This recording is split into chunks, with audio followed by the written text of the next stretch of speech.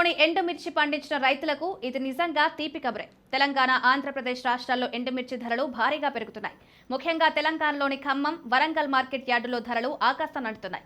గత నెలలతో పోలిస్తే క్వింటాల్కి ఏకంగా 500 రూపాయలు పెరగడం విశేషం. ఖమ్మం వ్యవసాయ మార్కెట్ యార్డులో నాణ్యమైన తేజ రకం ఎండుమిర్చి ధరలు సరికొత్త రికార్డును సృష్టించాయి.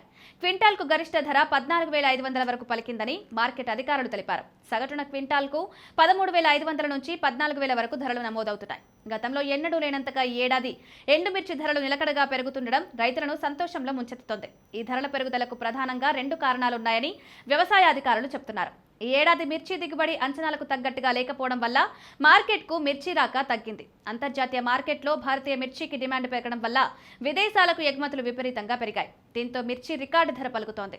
ప్రస్తుతం మిర్చి నిల్వ ఉన్న రైతులు తమ పంటను ఇప్పుడే మార్కెట్కు తరలిస్తే మంచి లాభాలు పొందవచ్చని వ్యవసాయ అధికారులు సూచిస్తున్నారు. రాబోయే నెల రోజుల పాటు ఇదే ధరలు కొనసాగితే అవకాశం ఉందని అంచనా వేశారు. ఒకవేళ ఈ ధరలు ఇలాగే కొనసాగితే వినియోగదారులకు కిలో ఎండుమిర్చి 200 రూపాయలకు పైగా ధర పలకవచ్చని, సాధారణ ప్రజలకు మిర్చి కొనుగోలు చేయడం కష్టంగా మారవచ్చని చెప్తున్నారు.